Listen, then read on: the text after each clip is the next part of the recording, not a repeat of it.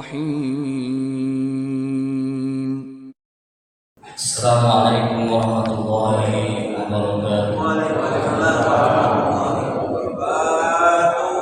بسم الله الرحمن الرحيم. الحمد لله رب العالمين، والصلاة والسلام على أشرف الأنبياء والمرسلين سيدنا محمد وعلى آله وصحبه أجمعين. اللهم إنا نستهديك بأرشد أمرنا وزدنا علما ينفعنا. قال المؤلف رحمه الله تعالى: ونفعنا به وببركات علومه في دارين آمين. كيفية وحي الله تعالى إلى رسوله. Cara Allah menyampaikan wahyu kepada Rasulnya. Yuhallahu ila rasulihi, menyampaikan Allah kepada para Rasulnya wahyu itu biwasitatin wa bighairi wasitatin, dengan perantara dan tanpa perantara. Fal awwalu biwasitatin Jibril malikul wahyi. Yang pertama itu dengan perantara malaikat Jibril sebagai pembawa wahyu. Sayati bayanu. Wa tsani wa huwa alladhi la wasitatun fihi. Yang kedua yaitu dengan tanpa perantara. Wallahu a'lam bishawab. Hadirin jamaah salat subuh Masjid Nurul Ittihad yang dirahmati Allah Subhanahu wa taala. Pada kesempatan kali ini kita akan melanjutkan pembahasan ulumul Quran, masih pada bab tentang wahyu. Pertemuan yang lalu kita sudah membahas tentang definisi wahyu secara bahasa dan secara istilah. Kita sudah mengenal bahwa wahyu secara bahasa itu lebih luas cakupannya, karena ternyata istilah wahyu itu bukan hanya disampaikan kepada para nabi dan rasul. Ternyata Allah pun memberikan wahyu kepada binatang, bahkan istilah kepada setan pun itu ada yang menggunakan dengan kata-kata wahyu. Tapi ternyata istilah wahyu, definisi wahyu secara istilah itu lebih sempit, yakni wahyu itu adalah sesuatu yang diberikan kepada para nabi dan rasul. Kalau kita sudah mengenal apa itu wahyu, baik secara bahasa maupun secara istilah, maka pembahasan selanjutnya kita akan membahas bagaimana itu wahyu disampaikan kepada para rasul. Kata kitab kita Mabahis fi Ulumul Quran karya Ma'rifat, bahwa wahyu itu sampai kepada para rasul itu dengan dua cara. Yang pertama dengan cara perantara malaikat. Malaikat Jibril menyampaikan wahyu kepada para nabi atau para rasul, perantara. Nah, ini nanti kata kitab kita di sini wasayati bayanuhu, nanti akan dijelaskan penjelasannya pertemuan berikutnya. Pada pembahasan kali ini kita akan fokus kepada pembahasan bahwa wahyu itu disampaikan kepada para nabi dan rasul itu tanpa perantara, yakni Allah langsung menyampaikan kepada para rasulnya. Ini sesuai firman Allah dalam Al-Quran surat Asy-Syura, wa ma kana li basharin ay yukallimahu Allah wahyan, wa ma kana li basharin ay yukallimahu Allah illa wahyan aw min wara'i hijab aw yursila rasulan fa yuhiya bihi man yasha. Ayat 51, akhir ayat dari surat Asy-Syura. Tidaklah Allah itu berbicara dengan makhluknya kecuali tatkala Allah memberikan wahyu kepadanya. Dan pemberian wahyu itu ada dua cara. Pertama, dengan min wara'i hijab, dengan di belakang tabir, yakni Allah berjumpa langsung dengan para rasul dan para nabinya. Dan yang kedua, yursila rasulan, atau Allah memberikan perantara wahyu itu dengan perantara malaikat Jibril. Nah, di dalam sedikit catatan ini tidak seluruhnya nanti dicatat di sini karena mengingat yang fotokopi kasihan kalau terlalu banyak, ini 2 halaman saja. Nah, di sini dijelaskan di fotokopian itu bahwa ternyata cara wahyu turun kepada para nabi itu secara global perantara dan tanpa perantara. Dan ternyata dengan perantara itu, dengan tanpa perantara itu ada 2 cara. Yang pertama, perjumpaan Allah langsung dengan para rasulnya, dan yang kedua melalui mimpi. Nah, yang pertama dulu berjumpa dengan rasulnya langsung.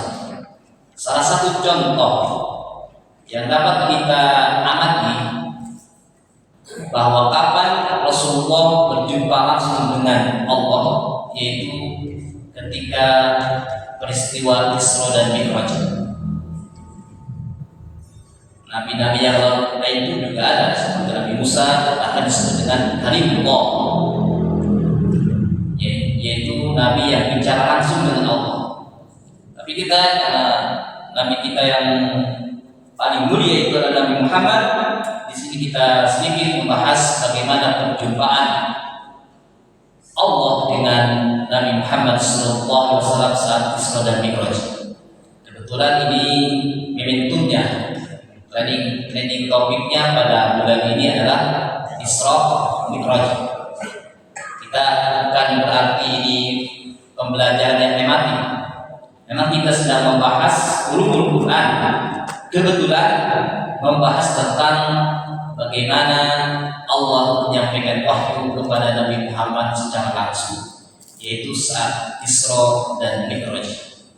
Dijelaskan dalam surat Al-Isra, Subhanalladzi asra bi 'abdihi lailan minal masjidil haram ila al-masjidil aqsa alladzi barakna hawlahu linuriyahu min ayatina innahu huwas samiul basir. Adapun Mi'rajnya dijelaskan dalam surat An-Najm. Jadi kalau kita mengingkari Isra itu dihukumi kafir.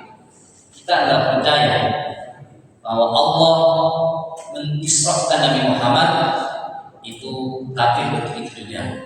Karena jelas dalilnya dalam Al-Quran. Adapun kalau Mi'raj naiknya Nabi Muhammad SAW berjumpa langsung dengan Allah, ketika kita tidak percaya maka dihukumi sebagai orang yang asli, berdosa besar, tidak kafir. Tapi kalau kita tidak percaya adanya Isra, maka kafir adanya. Isra itu perjalanan Nabi Muhammad dari Masjidil Haram ke Masjidil Aqsa. Kemudian Mi'raj naik dari Masjidil Aqsa sampai berjumpa dengan Allah Subhanahu wa taala. Ketika Nabi Muhammad berjumpa dengan Allah, apakah dengan mata telanjang melihat Allah? Nah, di sini ada ulama berbeda pendapat. Tapi Ahlus Sunnah wal Jamaah menjelaskan bahwa Nabi Muhammad berjumpa dengan Allah langsung melihat Allah. Sebagaimana oleh Imam Nawawi juga menjelaskan dalam tafsir Marhul Labid itu bahwa Allah dengan Nabi Muhammad itu berjumpa langsung. Ini kan peristiwa ini sangat luar biasa. Ada penyebabnya saja, ada latar belakangnya, tidak ujung-ujung. Bahwa Nabi Muhammad SAW ketika itu mendapatkan yang namanya tahun hafid, tahun kesedihan, di mana orang yang membela luar biasa dakwahnya Nabi Muhammad, yaitu istrinya beliau Siti Khadijah dan pamannya Abu Thalib meninggal dunia. Nabi Muhammad Siti Khadijah ini seorang istri yang sangat luar biasa. Pernah satu ketika Siti Khadijah itu dan Nabi Muhammad itu mesra sekali ya. Jadi ini Muhammad tiduran di bangkunya Siti Khadijah. Jadi yang jadi bantalnya itu adalah Siti Khadijah, hanya Siti Khadijah tiduran. Itu Nabi Muhammad mesra. Juga dengan istri-istri yang lainnya, Nabi Muhammad sering sekali sama Siti Aisyah itu mandi bareng. Itu Nabi Muhammad yang waktu itu yang sedang umurnya itu kan sudah 60 tahunan, tapi masih mandi bareng sama Siti Aisyah. Itu besar. Nah, kita kan di sini ada sudah yang usianya 60 tahun, tidak apa-apa mandi bareng sama istri. Itu ajaran Nabi. Jadi mesra itu Siti Khadijah dengan Nabi Muhammad itu satu ketika sedang tiduran. Nabi Muhammad tiduran, yang jadi bantalnya adalah pahanya Siti Khadijah. Ketika itu Siti Khadijah meneteskan air mata sampai terkena pipinya Nabi Muhammad. Nabi Muhammad sebagai seorang laki-laki ada sifat maskulinitasnya itu bertanya kepada Siti Khadijah, "Wahai istriku, kenapa engkau menangis? Apakah engkau malu bersuamikan aku? Hartamu habis dipakai dakwah, apakah engkau malu?" Kata Nabi Muhammad. Siti Khadijah jawab, enggak ya Rasulullah, aku enggak malu, aku bahagia, aku senang menjadi istri engkau. Tapi kenapa engkau menangis? Nabi Muhammad, aku menangis, usiaku ini sudah semakin tua.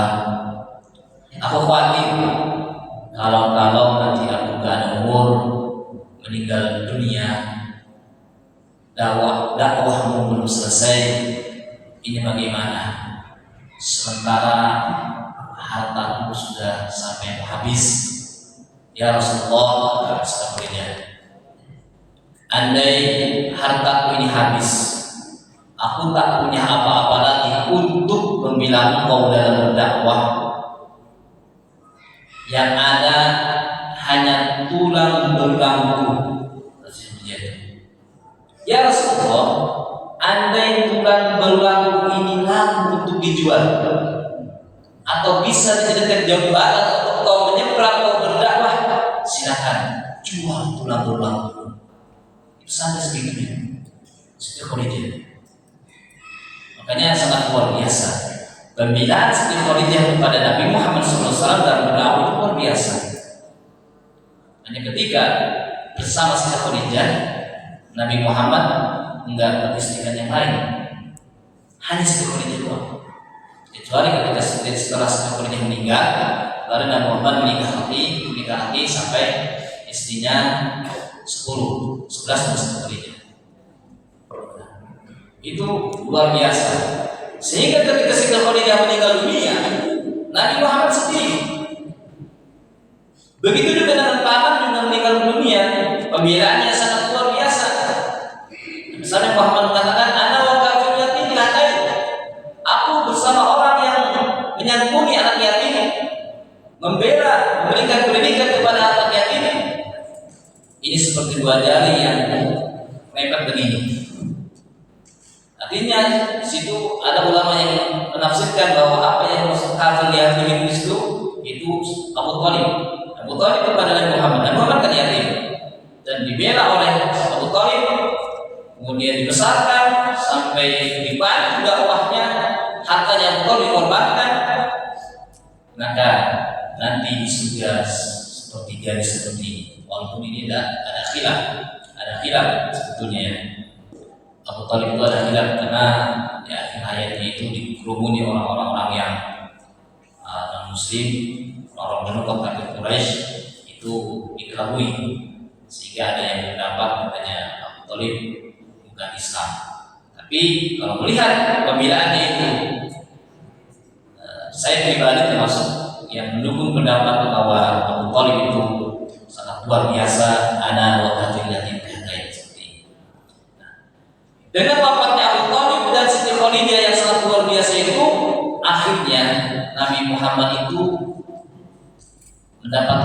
hazin, tahun kesedihan. Gencatan senjata dari non muslim kafir Quraisy itu lebih luar biasa terhadap Nabi Muhammad. Sampai Muhammad akhirnya hijrah ke Taif. Taif itu kalau kita punya puncak itu antara tinggi dari Mekah. Mekah itu sudah tinggi sebenarnya, Pak. Sudah banyak gunung, tapi Taif lebih tinggi lagi. Itu kita tak bayangkan itu. Bagaimana itu Nabi Muhammad itu jalan ke sana itu. Ditemani oleh Zaid bin Harithah.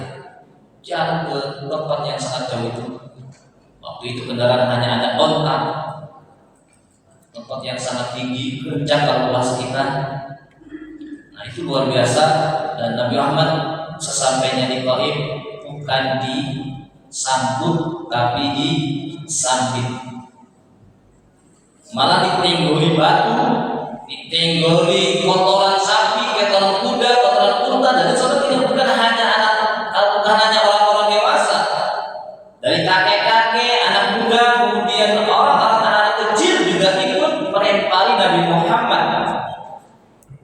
Sampai Nabi Muhammad akhirnya terteduh di bawah pohon anggur milik Robiah. Kemudian dikala yang sangat luar biasa kesedihannya itu, bayangkan di Mekah, di ojok-ojok orang kafir Quraisy pergi ke Taif berharap di situ ada saudara, berharap ditolong oleh saudara yang ada di Taif. Tapi apa yang terjadi? Malah Muhammad dilempari sampai berdarah-darah, mukanya dan badannya itu berdarah-darah. Nah, dikala kesedihan itu, dikala yang sangat terpojokan itu, yang sangat terzalimi itu, di situ Nabi Muhammad bermunajat kepada Allah. Allahumma ilaika ashku dha'fa quwwati wa qillata hilati wa hawani an-nas ya arhamar rahimin. Anta rabbil mustad'afin wa anta rabbi ila man taqulini ila ba'idin yatajahmuni am ila aduin malaktahu amri ila yakun bika alayya ghadabun fala ubali walakinna afiyataka hiya awsa'ni a'udhu binuri wajhika alladhi ashraqat lahu dhulumat wa sallu alayhi amru dunya wal akhirah min anzilani ghadabahu aw yahika alayya suhduka laka utbah hatta tarda wala haula wala quwwata illa billah. Ini munajat Muhammad dikala dia sedang tergencet, sedang terzalimi oleh orang-orang yang ada di Taif. Orang dewasa, kakek-kakek, muda, tua, perempuan, laki-laki, anak kecil ikut melempari Nabi Muhammad. Tapi lihat, secara globalnya ini artinya apa yang dikatakan oleh Muhammad? Ya Allah, kepadamu aku mengadukan kelemahanku, kekurangan daya upayaku di hadapan manusia. Wahai Tuhan yang Maha Pengasih dan Maha Penyayang, Engkaulah Tuhan orang-orang yang lemah dan Tuhan yang melindungiku. Kepada siapa lagi akan aku serahkan nasibku ini? Kepada orang jauh kan, yang berwajah muram, kepada aku atau kepada musuh yang akan menguasai diriku? Asalkan engkau tidak murka kepadaku, aku tidak peduli, sebab sungguh luas kenikmatan yang engkau limpahkan kepadaku. Aku berlindung kepada nur wajahmu yang menyinari kegelapan, dan karena itu yang membawa kebaikan di dunia dan di akhirat, dari kemurahan ke kemurkaan, dan engkau timpakan kepadaku. Kepada Engkaulah aku adukan kalbuku sehingga Engkau ridho kepadaku, dan tiada daya upaya melainkan dengan kehendak-Mu.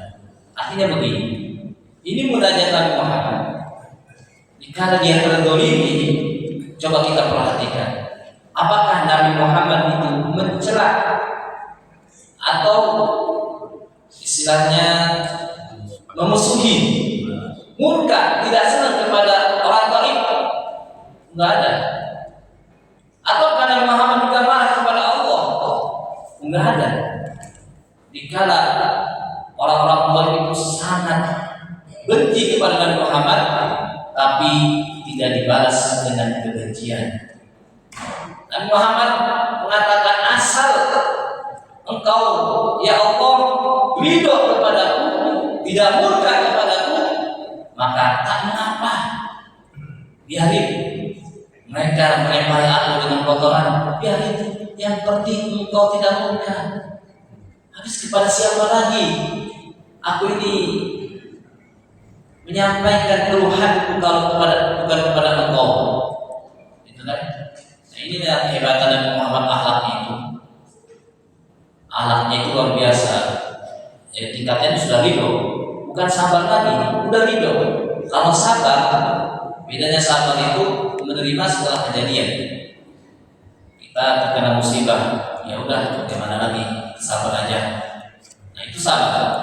Tapi kalau ridho itu begini, Nabi Muhammad paham yang namanya dalam berdakwah itu pasti ada pahit manisnya. Ini Nabi Muhammad alami di Taif itu, mengalami kepahitan dalam berdakwah. Kita tak mengapa, itulah retorika berdakwah. Sudah paham sebelumnya, sehingga kejadian hal yang tidak mengenakan kepada diri Nabi Muhammad itu tak mengapa. Sudah biasa yang berdakwah seperti ini. Ridho tingkatnya tinggi, maka yang kita harus minta itu Allahumma inna nas'aluka ridhaka wal jannah. Nah, begitulah. Itu ternyata doa itu luar biasa. Seketika itu datang malaikat Jibril. Wahai Nabi Muhammad, malaikat penjaga gunung sudah siap membantu engkau. Apakah engkau akan perintahkan kepada malaikat penjaga gunung itu untuk menggencetkan gunung itu kepada Gunung Taif? Apa jawaban Muhammad? Jangan diam. Allahumma di qaumi fa innahu la ya'lamun. Dia kan melempari aku, dia tak tahu. Aku berharap nanti di kemudian hari nanti ada anak cucunya itu beriman kepada aku. Kan terbukti sekarang Taif juga menjadi muslim kan, itu dakwahnya Nabi Muhammad. Jadi seperti itu, Nabi Muhammad itu namanya mengalami tahun hazin, tahun kesedihan, tahun di mana Nabi Muhammad ditinggal oleh istrinya dan pamannya, kemudian pergi ke Taif, ternyata malah dilempari batu, malah dicaci maki, berdarah-darah. Nah, baru setelah itu makanya kenapa di dalam Al-Quran itu ujung dari surat Al-Isra itu innahu huwas samiul basir. Kan awalnya Allah Subhanahu wa taala itu menjelaskan bahwa maksud Allah yang telah memperjalankan Nabi Muhammad suatu kejadian yang sangat luar biasa. Nabi Muhammad pergi di malam hari hanya sebentar sampai ke langit, sampai terus menembus Sidratul Muntaha. Nabi hanya sekejap, beberapa jam saja kemudian kembali lagi. Itu kan kejadian luar biasa. Artinya di situ ada kemahakuasaan Allah. Tapi kenapa ujung ayatnya innahu huwas samiul basir? Bukankah biasanya kalau Allah harus menceritakan hal yang luar biasa itu innahu ala kulli syai'in qadir, Allah Maha Kuasa atas segala sesuatu, tapi ini malah innahu huwas samiul basir. Malah seperti itu. Ada apa ini? Nah, inilah kata para mufassir, inilah namanya Allah menjawab atas munajatnya Nabi Muhammad yang dimunajatkan di Taif. Itu yang tadi, yang ini nih. Jadi Allah jawab itu. Allah mendengar, Allah melihat terhadap munajatnya Nabi Muhammad. Makanya ini nih, doa ini para ulama, kalau kita sedang kesulitan yang sangat luar biasa, ada orang lain mendolimi kita, rasanya kita sudah baik banget sama dia, kan? Tapi kenapa dia ngejelekin saya, ngomongin saya di depan orang? Nah, baca doa ini. Ini sangat luar biasa. Ini saya sengaja tuliskan Arabnya, karena ini bukan Quran. Ya, itu dibaca malam hari kalau kita mulanya. Lebih bagus yaitu sepertiga malam, ya, jam setengah 4, jam 4 dan sebelum subuh kita sholat tahajud juga pakai doa ini luar biasa. Ya, jadi kapanpun walaupun kita sedang enak ya baca doa ini kan pertanda doa ini ridho kita terhadap ketetapan yang Allah berikan kepada kita. Nah, naiklah Nabi Muhammad ke langit ditemani oleh malaikat Jibril dengan kendaraan namanya Buraq. Kemudian ketika pada suatu tempat yang malaikat Jibril itu tidak sampai untuk menemani, hanya bisa menembus Nabi Muhammad dan berjumpa dengan Allah Subhanahu wa taala. Cuma kata para ulama di sini, bagaimana Allah itu berjumpanya dengan Nabi Muhammad, bagaimana Nabi melihatnya, itu enggak ditanyakan sampai sini. Kita percaya ya bahwa Nabi Muhammad melihat langsung Allah. Tapi bagaimana melihatnya, ini lain. Enggak usah banyak-banyak nanya di sini. Karena kita yakini bahwa Allah itu mukhalaqatul hawadits, berbeda dengan makhluknya. Nah, ketika datang kepada Allah, ketika Nabi Muhammad itu datang, disambut oleh Allah Subhanahu wa taala dengan kalimat at-tahiyyatul mubarakatus shalawatut thayyibat.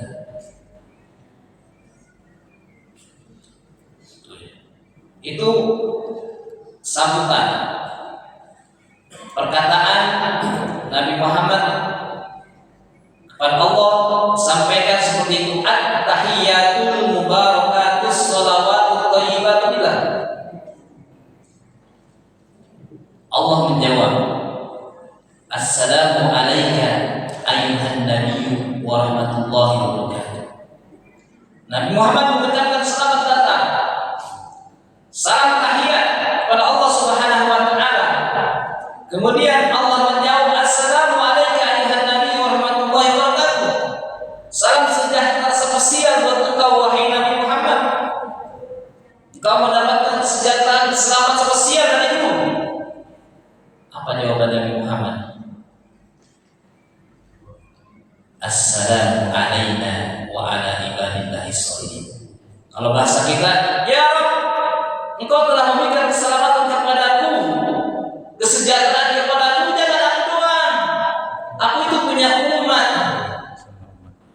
Assalamu alayna, salam sejahtera buatku, wa ala ibadillahi sholihin, dan kepada seluruh hamba-hamba Allah yang saleh sejak Nabi Adam sampai hari kiamat. Itu sayangnya Nabi sama kita. Kalau kita ini dapat emas dari seseorang, emas kita kira itu kan berharga banget ya. Harganya sekarang lebih dari 1 juta. Dapat emas 1 kilo. Kira-kira kita bagi-bagi tetangga dan kata teman, ini emas buat kamu, jangan lihat siapa-siapa. Ya, kita mau paling dibodoh sendiri kan. Nabi Muhammad enggak, mendapatkan keselamatan spesial dari Allah, salam sosial dari Allah. Kata Nabi Muhammad, jangan buat aku saja, ya Allah, umatku dan hamba-hamba Allah yang saleh sejak Nabi Adam sampai hari kiamat. Itu sayangnya Nabi Muhammad kepada kita. Makanya setelah kita melihat hal yang demikian itu kan kita mestinya dan pasal itu kan baca salawat. Nah, melihat dialog Allah dengan Nabi Muhammad SAW yang sangat luar biasa itu, malaikat yang ada di bumi, malaikat yang ada di langit, serta semuanya mengucapkan asyhadu an la ilaha illallah wa asyhadu anna Muhammadar Rasulullah. Itu kalimat itu ternyata dialog sambung menyambut antara Nabi Muhammad dengan Allah Subhanahu wa taala, yang itu ternyata menjadi bacaan wajib. Kurang hanya 1 hurufnya, tidak sah salat kita. Tasdidnya kurang, maka kita baca gini, at-tahiyatul, at-tahiyatul, tidak begini, at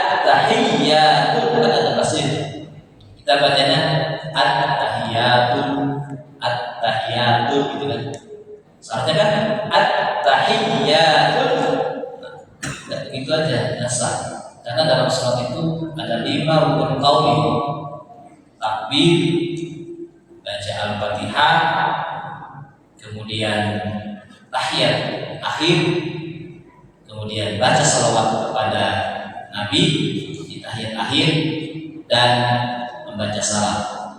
Ya, salam itu harus tebar, jangan assalamualaikum warahmatullahi wabarakatuh, assalamualaikum gitu, tasbih di bawah, assalamualaikum, assalamualaikum. Jadi tidak begini, assalamualaikum, katanya masih ke sana. Maskumnya itu harus nengok, assalamualaikum. Numpang dulu baru assalamualaikum, gitu kan? Barunya assalamualaikum, assalamualaikum. Ada aturannya. Tapi yang pentingnya assalamualaikum, bukan assalamualaikum. Benar-benar itu tasdiknya ke bawah. Sama, ini juga tahiyat juga seperti pentingnya kita baca Fatihah. Jangan sampai sembarangan, harus benar baca at-tahiyyatul mubarakatus sholawatut thayyibatu lillah. Assalamu alayka ayyuhan nabiy wa rahmatullahi wa barakatuh. Assalamu alayna wa ala ibadillahi sholihin. Asyhadu an la ilaha illallah. Bukan asyhadu an la harus ditas juga. Asyhadu an la ilaha illallah wa asyhadu anna Muhammadar Rasulullah. Itu dialog Nabi dengan Allah. Makanya sayangnya Nabi Muhammad kepada kita. Setelah kita baca tahiyat itu, baca tasyahud akhir, kita wajib juga membaca selawat pada baginda Rasulullah SAW, bahkan kepada keluarganya dalam satu pertama. Allahumma sholli ala Sayyidina Muhammad wa ala ali Sayyidina Muhammad. Itu juga wajib baca itu. Rukun sholat juga. Nah, di sini itulah perjumpaan Allah dengan Nabi Muhammad sampai menghasilkan dialog. Kemudian dialog itu menjadi bacaan sholat wajib buat kita.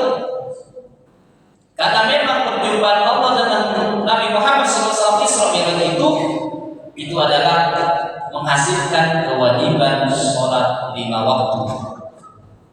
Makanya oleh sebab itu ini sholat ini jangan sampai kita tidak wajib. Tapi kalau baru kita melaksanakan sholat 5 waktu, itu namanya baru balik modal. Kalau orang dagang balik modal itu kategorinya untung apa rugi? Nah, balik modal uang rugi. Kenapa rugi? Tenaganya rugi seminggu dia, sebulan kalau ini. Dia punya uang modal 2 juta. Berapa es cendol? Sebulan. Setelah 1 bulan dia balik lagi itu 2 juta lagi.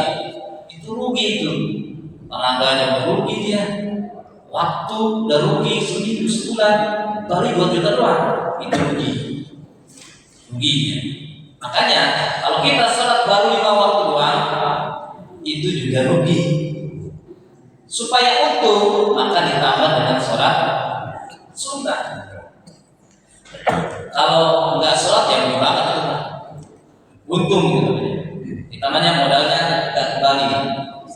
Tapi kalau kita baru sholat 5 waktu dalam pandangan agama itu masih kategori namanya orang rugi. Karena baru menggugurkan kewajiban. Iya kalau sholatnya benar, kalau sholatnya khusyuk. Makanya dibantu dengan sholat-sholat sunnah. Sebelum sholat sunnah, sebelum sholat wajib kita ada sholat qobliyah. Setelah sholat wajib, barangkali nanti ada khusyuk sholat kita, ada ngelamun, ada sholat ba'diyah. Dan sholat sunnah itu yang terbagus itu adalah yang paling tinggi nilainya adalah sholat witir. Ada malam itu jangan sampai enggak.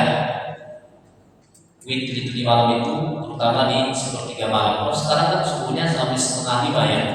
Jadi kalau kita bangun jam 4 itu masih keborong sholat di situ. Karena kan malam sangat luar biasa. Lailah malam itu kan. Nabi Muhammad ditinggikan derajatnya itu sampai mendapatkan gelar pada saat Isra Mi'raj ini namanya Habibullah. Kalau Nabi Ibrahim Khalilullah, kemudian Isa kalimullah. Nabi Muhammad mendapatkan gelar Habibullah, itu lebih tinggi gelarnya daripada Khalilullah atau Kalimullah, lebih tinggi itu Nabi Muhammad. Itu kapan itu mendapatkan gelar seperti itu? Malam, luar biasa. Ya, maling aja tahu kalau malam itu ustaznya buat dia. Maling kebanyakan melihat di malam hari. Ya, saya kira yang hadir di sini hasil malam juga ya. Ya, jadi malam. Makanya Islam bilang juga malam. Dan para ulama mereka itu semuanya kebanyakan malam mendapatkan gelarnya ini. Nah, di sini penting untuk kita mengisi hari-hari yang sudah makin tua ini dengan memperbanyak sholat, terutama malam hari. Jangan sampai enggak sholat witir 3 rakaat. Jangan sampai kita dengan bedanya tipis dengan Nabi Muhammad. Nabi Muhammad sholat witir itu sampai 11 rakaat. Kalau kita di Ramadan 3 rakaat, di luar Ramadan tidak, jangan sampai seperti itu. Ya. Minimal 3 rakaat. Kalau minimal banget 1 rakaat juga masih bisa. 3 rakaat witir itu di malam itu sangat bagus sekali. Yang 4 juga masih bisa. Nah, itulah hasil dari peristiwa perjumpaan Nabi Muhammad dengan Allah Subhanahu wa taala yang menghasilkan wahyu namanya sholat 5 waktu. Inilah bedanya dengan ibadah-ibadah yang lain. Kalau sholat, kalau zakat, Allah ketika menyampaikan kewajiban itu melalui perantara malaikat Jibril. Ibadah haji, puasa juga sama. Ketika Allah ingin mewajibkan semua itu melalui perantara malaikat Jibril.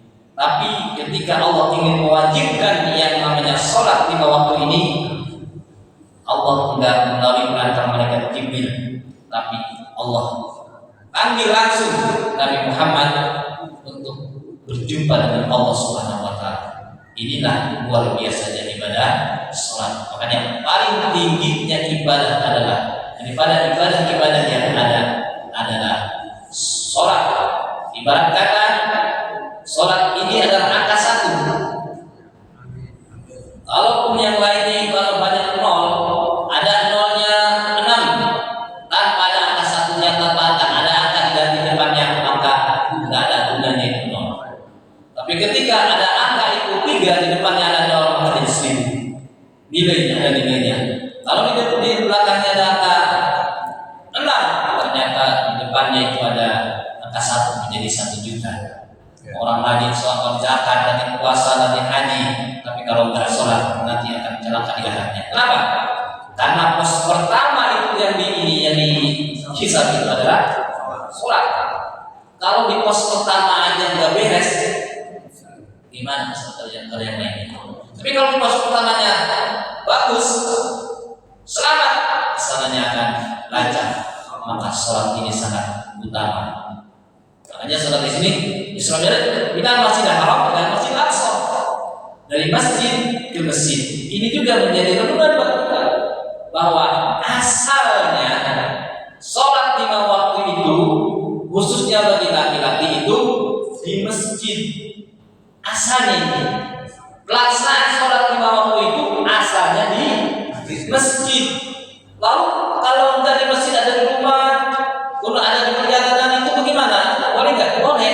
Cuma itu berarti kalau ada udzur. Kalau ada udzur kita sholat di rumah nggak apa-apa. Ada hujan gede, kita sakit, itu boleh di rumah. Tapi asalnya sholat 5 waktu itu disyariatkannya itu adalah di masjid secara berjamaah. Lagi pula kalau sholat kita berjamaah itu, kalaulah kita nggak khusyuk, andai semuanya nggak khusyuk, itu masih tertolong dengan nilai berjamaahnya. Kalau kita sholat sendirian nggak khusyuk, nah udah masalah, hanya sekedar menggugurkan kewajiban, dapat pahala banyak, gitu kan?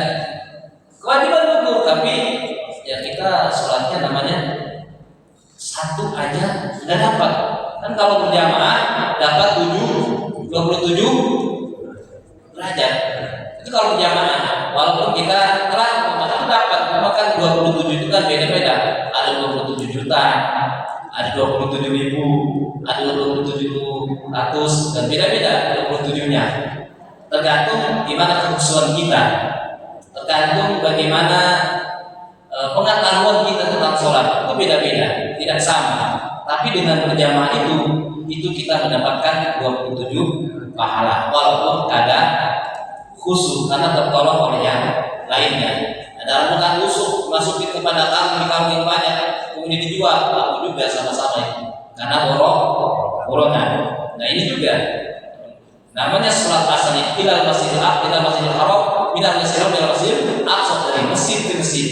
Karena memang asalnya sholat pada waktu itu disyariatkan secara berjamaah di masjid. Andai dia melaksanakan di rumah itu kalau ada udzur sakit atau ada hujan yang menilai atau ada keperluan yang tidak bisa ditinggalkan, itu namanya ada udzur, silahkan di rumah.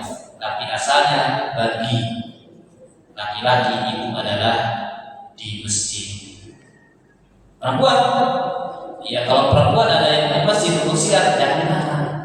Itu bahasa Nabi gitu, jangan dilarang. Ya. Jadi itulah. Dan terus yang terpenting bahwa Isra Mi'raj itu Allah menyebutkan kepada Muhammad dengan bi'abdihi. Ini adalah rahasia tersendiri. Bi'abdihi. Jadi Nabi Muhammad itu betul-betul kehambaannya sudah diakui oleh Allah, sudah diakui. Kalau kita kadang-kadang baru mengaku hamba, ada impak berapa nih masjid? Kita amplopin. Ini dari siapa Pak? Nanti sebetulnya, udah sebetulnya dari hamba Allah. Hamba Allah. Kita juga tahu itu biasanya kecil itu amplopnya. Kalau sudah impaknya 1 juta, tulis di Pak Haji ini. 1 juta kan sudah ditulis, sebutin. Tapi kalau amplopnya kecil, jangan hanya dari hamba Allah. Itu kita baru ngaku hamba. Kalau kita belanja ke warung atau belanja ke Indomaret, ke Carrefour, ke Alfamart, bawa uang 100.000, 50.000, gede kan? Kecil ya, kecil kalau belanja itu. Tapi kalau 50.000 masuk ke kotak amal mesin, kecil atau gede? Nah itu kita masih lebih mementingkan urusan dunia daripada urusan akhirat. Itu namanya kita masih baru mengaku hamba, belum diakui oleh Allah sebagai hamba. Karena beda antara makhluk dengan hamba. Malam hari ada bola, kalau ada bola maka kita usahakan itu, bangun, ngantuk, bikin kopi. Tapi kalau baca Quran, auzubillahi minasyaitonir rajim, kira bikin kopi apa tidur? Itu namanya kita baru makhluk, bukan hamba. Namanya hamba itu berarti orang yang betul-betul pengabdiannya kepada Allah sangat luar biasa. Apa-apa yang didahulukan Allah. Nah itulah Nabi Muhammad. Makanya bi'abdihi, di sini dengan bukan bi rasulihi, bukan bi nabihi, tapi bi'abdihi. Karena Nabi Muhammad betul-betul makhluk yang diakui kehambaannya. Itu peristiwa Isra Mi'raj. Isra Mi'raj ini memang menarik kalau dilakukan dari segi apapun. Tapi dalam dunia sains ini belum menemukan bagaimana kecepatan ini yang sangat luar biasa. Kan punya dosen namanya Thomas Jamaluddin. Buya mungkin kenal. Waktu saya kuliah di S3, dia mengatakan, kenapa cepat itu Isra Mi'raj? Karena itu Nabi Muhammad sudah keluar dari ruang dan waktu. Kalau kita sekarang pergi dari Jakarta ke Bandung itu butuh waktu 4 jam, itu karena masih terikat dengan waktu, masih terikat dengan ruang. Tapi Nabi Muhammad Isra Mi'raj dari bumi sampai menembus berbagai langit, sudah berbukaha itu karena sudah keluar dari ruang dan waktu. Semua orang meninggal itu sudah keluar dari ruang dan waktu, sehingga Nabi Muhammad cepat. Nah itulah peristiwa Isra Mi'raj dan dunia sains baru bisa mengatakan seperti itu. Tapi kita melakukannya dengan keimanan yang sangat luar biasa. Jadi kembali bahwa cara Allah menyampaikan wahyu yaitu dengan dua cara. Pertama, dengan perantara malaikat, dan yang kedua dengan perjumpaan langsung. Perjumpaan langsung itu ada dua. Yang pertama, dengan berjumpa langsung dengan harta kerajaan, melihat langsung, berjumpa dengan keadaan nyata seperti ini, nyata bertemu dengan Allah. Dan yang kedua dengan melalui mimpi. Nampaknya ada orang ini. Kalau mimpi kita ulang lagi aja nanti ya.